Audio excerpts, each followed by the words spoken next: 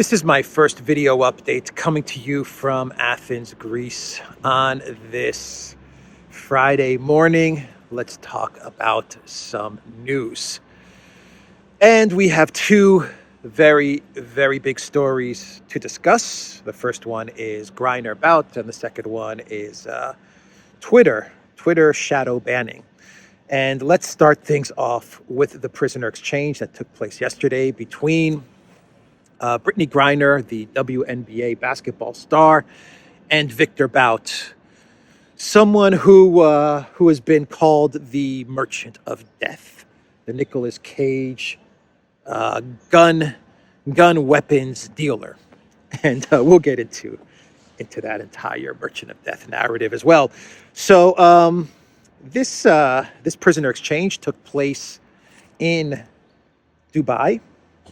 That's where this thing was brokered, and the actual exchange, according to the Russian Foreign Ministry, the two individuals were exchanged in Dubai, and it took place at the Abu Dhabi airport in the UAE, the United Arab Emirates.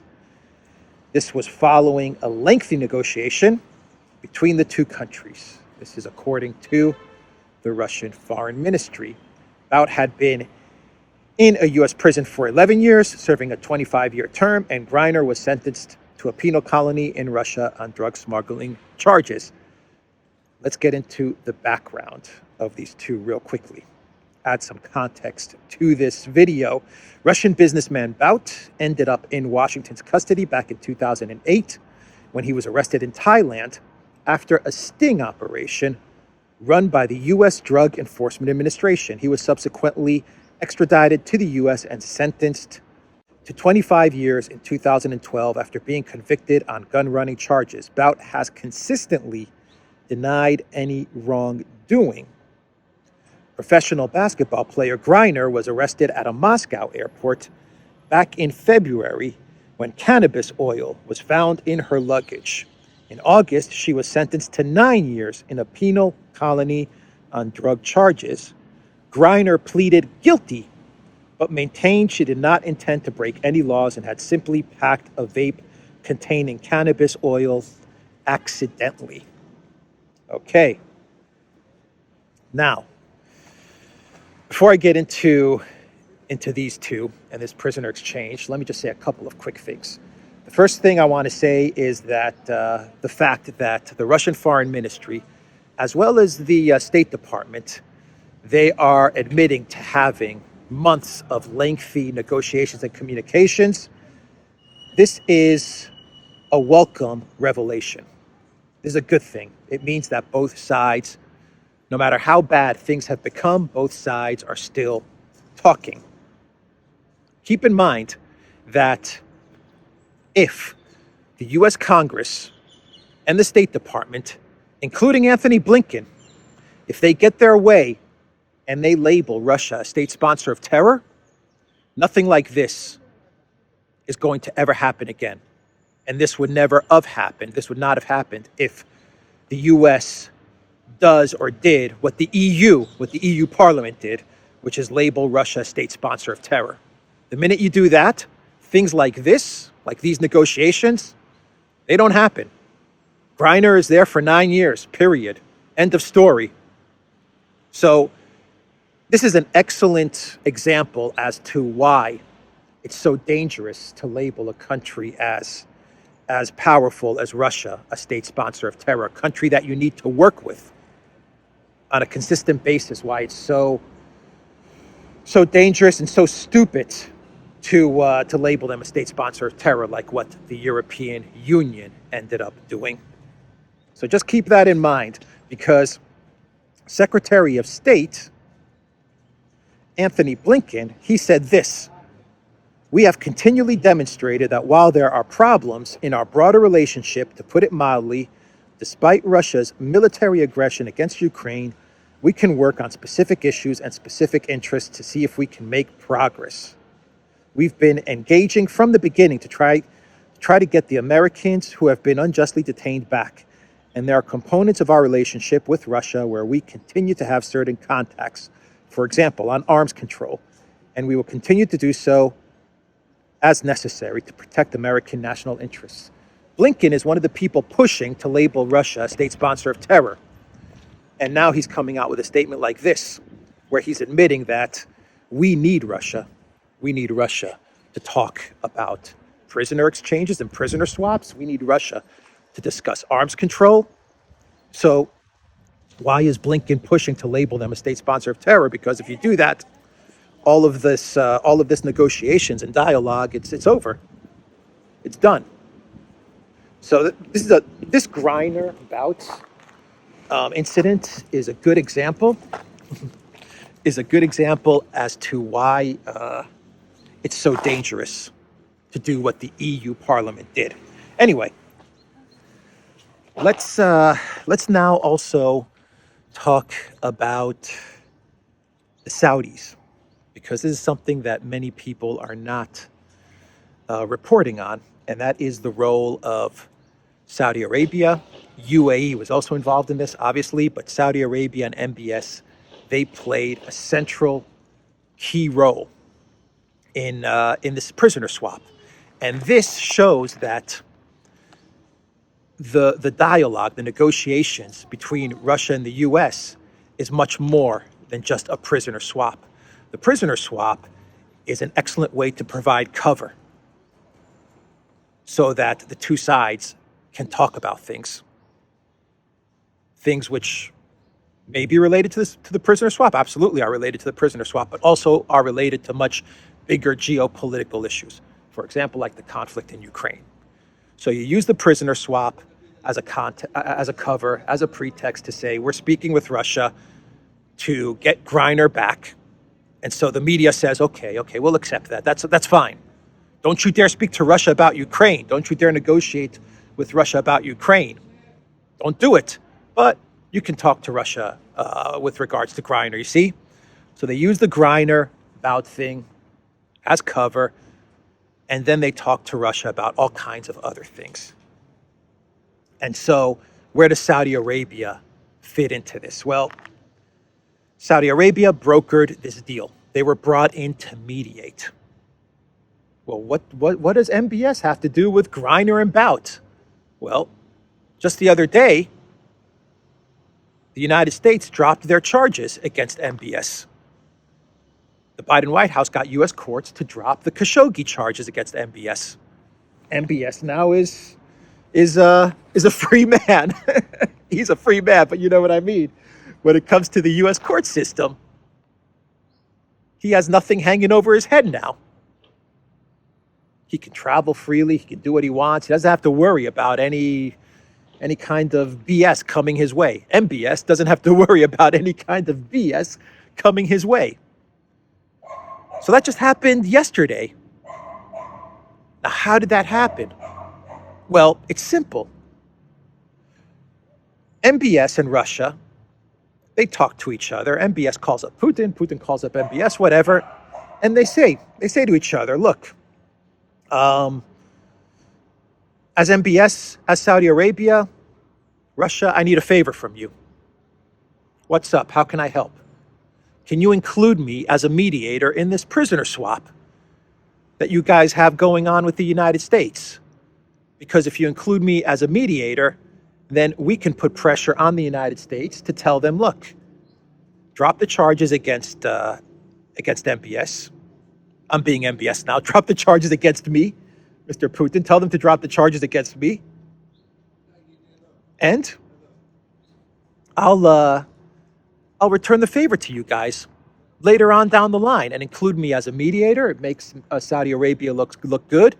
It legitimizes my rule of the country on an international level. You know, I'm the mediator of this great bargain, and we're happy, and I'll return the favor to you. And Russia says, you know what? Putin tells MBS, says, you know what? Done. Let's do it. I'll grant you that favor. I'll do you a solid, MBS. So we'll make you the mediator. We'll then tell Biden, look, let's package this deal up for the prisoner swap, but Saudi Arabia is going to be mediating this. We're going to make the exchange in Dubai, and you guys need to drop the charges against MBS. That was one of the conditions. So MBS got something. Russia is going to get something from Saudi Arabia. They're happy. They're absolutely happy. Saudi Arabia is happy. They see Russia as a trusted partner and a friend. You know, Putin came through for MBS when he asked for a favor. And the Biden White House, they get Griner. So there's a lot more to this prisoner swap than just, basketball player, a WNBA player for the merchant of death. How could this have happened? Because some people are flipping out. How could this have happened? This is terrible. This is awful. There's a lot more going on here. And this is a very smart move by MBS and by Russia. A very smart move. And that's one of the reasons that Russia agreed to this. Now, Russia has always been on record saying they will do a prisoner swap, but it has to be an equal swap, 1-for-1. It has to be 1-for-1. Because a couple of months ago, the U.S. was offering 2-for-1. In other words, you give us Whelan and Griner, Paul Whelan and Brittney Griner, and we'll give you Bout. And Russia said, no. Include another prisoner. We'll make it 2-for-2. That's what the Russian Foreign Ministry told the State Department. Give us another prisoner, and we'll do a 2-for-2, but we're not going to do a 2-for-1. And so, according to Tucker Carlson and his reporting, NBC News, they ran a story yesterday. Andrea Mitchell was, through her sources, she put a story together which claimed that the Biden White House was given a choice. Once again, who do you want? Griner or Whelan? And we get Bout. And then Andrea Mitchell, NBC News, they changed that sentence. They edited it. And they took that part out where they said that Biden was given a choice, and they changed it to Biden was given no choice. This is Fox News and Tucker Carlson, they're reporting. I'll try to dig up the NBC article. I'll try to find it and put a link for it down below. It'll probably be the changed, the amended NBC article. But clearly, Russia gave the United States a choice. I mean, I think that's obvious. Even though now the media is saying, and the Biden White House, the narrative is we were given no choice. I think we all know that the Biden White House was given a choice. 1-for-1. Who do you want? And of course the Biden White House chose Griner. Absolutely. Because it's a political decision. It plays to their base.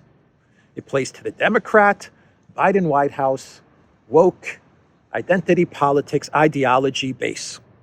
It was a political decision. Does it make more sense to trade the Marine for the quote-unquote merchant of death? Yes. Does it make more sense to trade the guy who's been in prison for 4 years rather than the person who just started their prison sentence? Yes. But this was a political decision. This was a decision for the voting base. And it should be no surprise as to why Biden made this decision. And I'm sure the Biden White House was under a tremendous amount of pressure from woke Hollywood and think tanks and NGOs. And I mean, you're talking about the most powerful lobby in the United States pressuring Biden to bring back Griner. I mean, it doesn't get more powerful than this lobby. And so Biden made the choice that made the most political sense for him and his party and his party's ideology and all of that stuff. So that's the Griner situation. It's no surprise at all. Now, Paul Whelan, I remember the Paul Whelan case in 2018, and he was in Moscow. According to Paul Whelan, he says that he was in Moscow and he was attending a wedding. That's what he says he was doing. He was attending a wedding, and he got trapped. He was involved in a sting operation, but it was bogus. He was given some sort of flash drive. He was staying at the Metropole. I remember it. The Metropole Hotel in Moscow is like a beautiful 5-star hotel right adjacent to Red Square, right across the street from the Bolshoi Theater, like the beautiful Bolshoi Theater. It's right across the street, the Metropole. And this is where this all went down. And he was attending a wedding. He said he was given some sort of flash drive from a friend. That friend turned out to be FSB or Russian intel or something like that, or working with Russian intel. And allegedly he was, this flash drive had documents, and he was arrested on espionage. Paul Whelan said this was bogus, this was BS, and he was trapped into this. The Russians claimed that this was not BS. I remember this story. Actually, I think I might have even been in Moscow at the time when the story broke. The Russians claimed, this is the Russian side of things, they claimed that Paul Whelan was a spy. He did have documents. And they also claimed that Paul Whelan had made multiple trips to Russia. It wasn't just a one-time trip for a wedding. He was making multiple trips to Russia and meeting with multiple sources to get documents out. I don't know. I don't know what the truth is there. I have no idea. Maybe Paul Whelan's story is correct. Maybe the Russian story is correct. Maybe it's somehow in the middle. I don't know how it could be in the middle, but maybe there's something else to this. But that's how they got Paul Whelan. Now, keep in mind, this is very important now. They got Paul Whelan in a sting operation. Whether it was true or not true, whether Paul Whelan really was a spy or not, the way they got Paul Whelan was through a sting operation, right? They got him at a hotel. They got him to grab this flash drive, and the agents burst into the room and they nabbed him, right? Something like that. But he was in Russia. He visited Russia. And according to the Russians, he was making multiple trips to Russia, and they got him. This is how it went down. A sting operation. But he was visiting Russia. Now, Viktor Bout, well, they nabbed him, the U.S. nabbed him in a sting operation. But at the time, Viktor Bout was not in the United States. It wasn't a sting operation in the United States. And then the U.S. grabbed him. They grabbed Viktor Bout while he was in Thailand, in a third country, not in Russia, not in the United States. They grabbed him while he was in Thailand. And then they extradited him to the United States, and they sentenced him there. Now, if you're the Russian authorities, if you're a country like Russia, a powerful country, which demands and deserves respect, can you imagine how you would look at a situation like that taking place? To have our nationals, no matter how nasty the guy is, no matter how much of a criminal he is, the fact that you have a Russian national in Thailand busted by the U.S. and then extradited back to the U.S. and sentenced. Can you understand how that looks? It's basically Russia. It's the optics of Russia can't take care of its nationals, no matter how nasty the guy is. That's the impression that it gives on the world stage. It's the impression that, well, if I'm a Russian citizen and I'm traveling around the world, at any time, the United States can just grab me and extradite me, whether I'm guilty, innocent, whether whatever. Keep in mind, Paul Whelan was in Moscow. Viktor Bout was not in the United States. He was in Thailand. See, Russia doesn't put up with this stuff.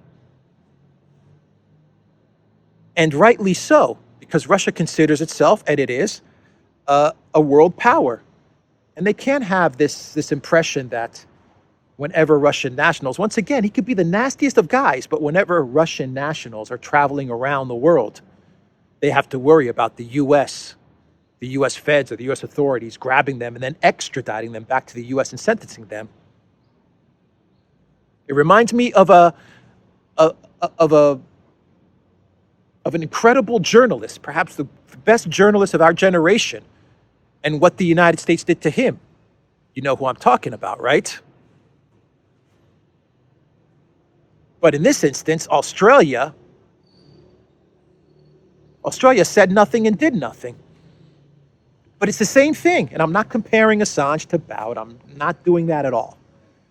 I'm comparing the events, the processes that are being used. They're pretty much the same. In Assange's case, they trumped up some charges on him, Sweden and the whole incident that took place there and whatever. They leveled all these charges on him. They put him on the run. They entrapped him in the Ecuador embassy. And they arrested him. A sting operation. And what is the U.S. trying to do? To extradite an Australian national back to the United States so they can sentence him to 176 years in prison. Right? Pretty much the same thing. You have to admit, it's pretty much the same thing. But in this instance, the Russians said, well, we're not going to put up with that. In the case of Assange, the Australian government is saying, we'll put up with that. And this brings me to the point about Russia not putting up with that and why I think both Wieland and Griner were a kind of, they fell into Russia's lap. So if Wieland was a spy or if he wasn't a spy, we don't know. But the way the Russians got him was a type of reciprocity for the way they snagged Bout. The only difference being that Wieland traveled to Russia. The Russians didn't travel to a different country to grab Wieland or a different type of Wieland, another guy, another person they think is a spy or whatever.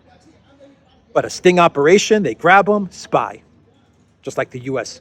sting operation, they grab Bout, extradite him, sentence him. So they got Wieland. And so the Russians say, okay, now we got Wieland. Now we can do a one-for-one exchange for Bout because we can't have this reputation that our nationals are traveling around the world and the U.S. can snag them at any time. This is unacceptable for the Russians. And for a leader like Putin, it's unacceptable. Putin is a man of process and law. I'm sure the way Putin sees Bout, and I'm positive of this, and forget about the whole merchant of death and the Lord of War. It's ridiculous. The notion that that this guy is Nicolas Cage is a red flag right there. That's a red flag. The fact that Hollywood made a movie about him, that should raise a bunch of red flags. I'm not saying he's a nice guy. This guy could be a very nasty guy.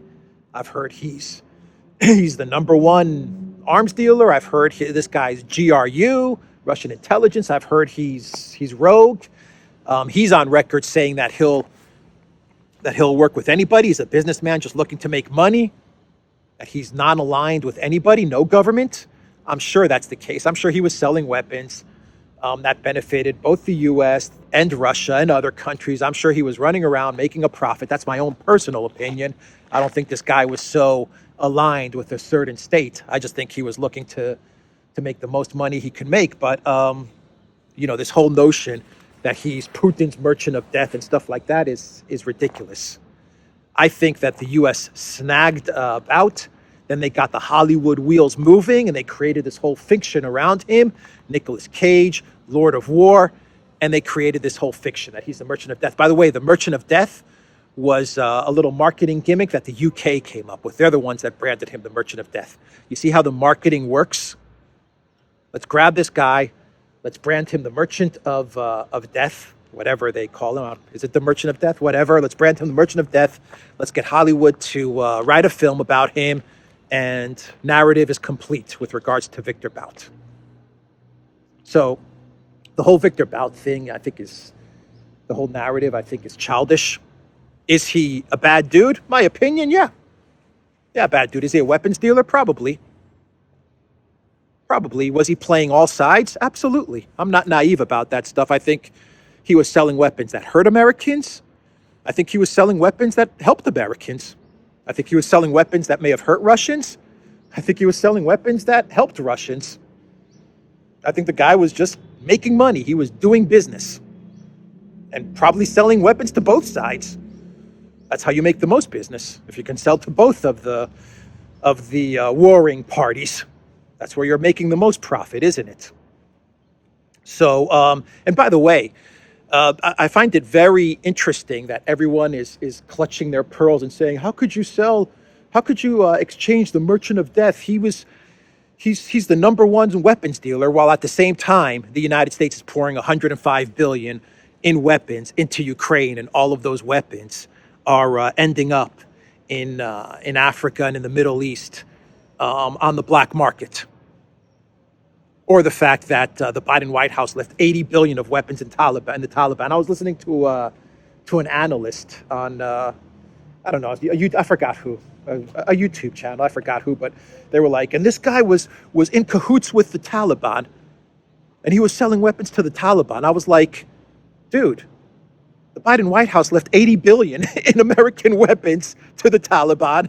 What are you talking about? This guy's like, in the whole weapons scheme, the 80 billion to the Taliban, all the weapons that are pouring into Ukraine and that are hitting the black market, this guy is probably like the smallest of the smallest of the smallest potatoes. This guy's small fries compared to all the weapons that are now hitting the black market. In the Ukraine alone, I bet you the United States has created, the Biden White House and the European Union have created 10 Victor Bouts, 20 Victor Bouts. That's how many they've created from all of the weapons in Ukraine. Anyway, what was I saying? I got off on a little bit of a tangent there. Putin. I am positive that Putin would have told the United States, look, you're saying that this guy is the most dangerous man in the world. He's a weapons dealer. That's fine. Leave it to us to handle it. He's our citizen. He's our national. Even if the U.S. apprehended him in Thailand, the Russians would have probably said, you apprehended him, you've busted him, you've got the evidence, hand him over to us, and we'll try him. I'm positive that would have been fine for Putin. Now, whether Putin tries him or not, or whatever happens, I don't know. Maybe Bout really is Russian intel and nothing would have happened to him. Maybe he isn't, and the Russians would have sent him to prison. We don't know, but for Russia, this is their citizen. He's a Russian passport holder. And so you arrest him, send him back to us, show us the evidence, work with us, show us what you got, and he'll be subject to our laws. But nope, they extradited him to the U.S. That's what pissed off the Russians. And that's why they want him back. That's why it's so important for them to get Victor Bout back. Has nothing to do with all the other stuff, all the marketing, Merchant of Death stuff. Has nothing to do with it. It doesn't matter if Victor Bout was the Merchant of Death or the angel of goodness. It doesn't matter. It's the fact that the United States went and they grabbed a Russian national who was in Thailand and they extradited that person to the United States and tried them. That's the important part of this story. And Victor Bout kept his mouth shut throughout the whole time, and I'm sure the Russians appreciated that. He kept his mouth shut. He didn't talk about anything. He didn't say anything. He maintained his innocence. Brittney Griner pleaded guilty. She pleaded guilty. So, let's see. So, yeah, I think these are some important details with regards to this story that not many people are talking about. So, did the Russians get a good deal out of this? Yeah, I think Biden got what he wanted. I think the Russians got what they wanted. In other words, the Russians can now show that they will not leave their citizens hanging. Even the worst of citizens, they don't leave them hanging. They get them back. That's what it shows. And Whelan, well, Whelan is a victim of politics, if you want to call him a victim. Politics. This is how politics work. And unfortunately, he's on the wrong side of the political aisle. That's what's going on with Whelan. So I'm just trying to think if I have anything else to add with regards to this story. I think I summarized it pretty well. I think I've given a different viewpoint of things. The Merchant of Death. I mean, when I hear stuff like that, and then they have a movie to accompany the whole thing, I mean, it's just like red flags, just boom, boom, boom, just like, okay, something doesn't feel right. Something doesn't feel right about this at all. But, the Russians, they play the long game, and I'll put money on it that the Russians, when they got Whelan, I'm sure the Russians approached the Americans and they said, look, we've now got Whelan, you've got Bout, let's do an exchange. But for some reason, the U.S. didn't want to do that exchange. And so what happened? Well, Brittney Griner fell into their lap. You see, she put herself in that position. I mean, it was in a way a gift for the Kremlin, the fact that they grabbed her. And keep in mind, she traveled to Russia often. So it wasn't like the Russians fabricated anything. She was traveling in and out of Russia for many, many years, playing basketball. And she just happened to travel into Russia one time, and she brought in an illegal substance. And for the Russian authorities, it was like, here we go. So now we don't only have Whelan, but now we've got Griner. And Griner really did commit a crime, and she really did plead guilty. So, there's no excuses there. We got her. And so now the Russians have 2 to the U.S.'s 1. So the Russians played the long game. At the end of the day, though, they got their national back. And, I have to say it again. I am not saying that Bout is a good guy. I'm not saying that at all. I'm saying that for the Russians, it wasn't about the type of person Bout was or what he did. It was the fact that for an administration like Putin's, which is focused, hyper-focused on process and law and legalities and international order, the fact that one of their nationals was snagged in a different country and extradited to the U.S., that's unacceptable. It's unacceptable for Russia and for Putin. So I think I'll leave that story there. Let's do a quick summary of Twitter, because we had another drop of the Twitter files yesterday. And this was courtesy of Barry Weiss, who's working with Matt Taibbi on curating the Twitter files. And this one has to do with shadow banning. This is going to be a quick one because, no surprise, someone asked me the other day, can you pull one of these? I'm pulling it, but I'm not going to eat it because, take a look, these aren't really edible. But, they're here. And they're nice. They look nice. I don't think they're edible. I wouldn't eat it. But look, Twitter shadow bans. Big surprise. They were shadow banning Dan Bongino. They were shadow banning certain doctors that were talking about the thing that happened a couple of years ago.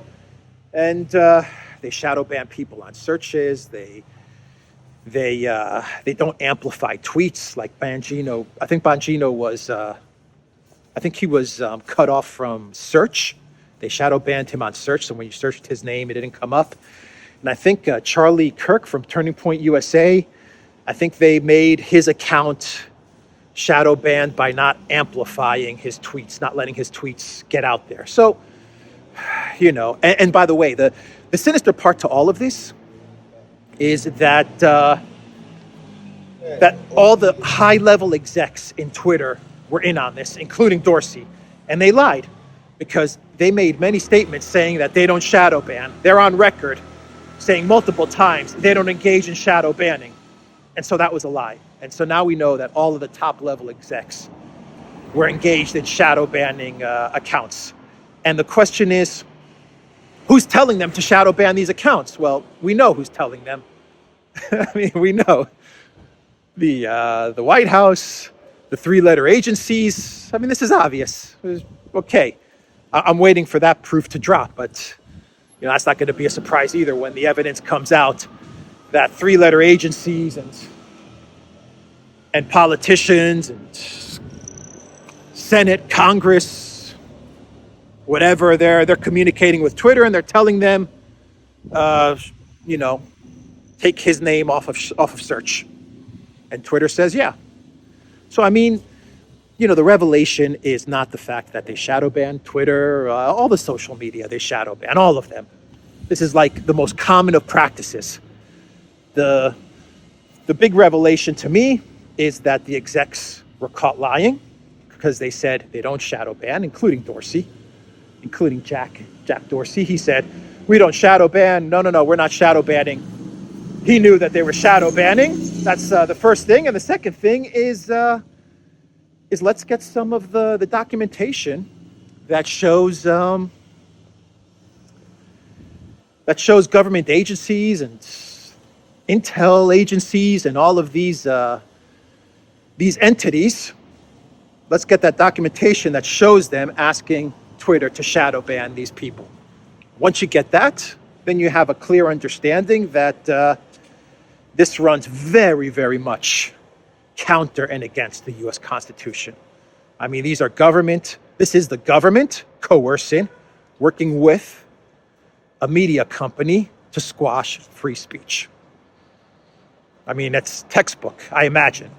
We would need to do a show with on the Duran with Alexander and Robert Barnes to really dig into this.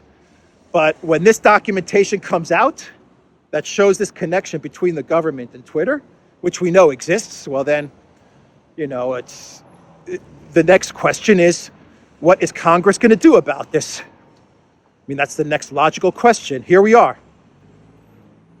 Proof that the government is working with big tech to subvert the First Amendment.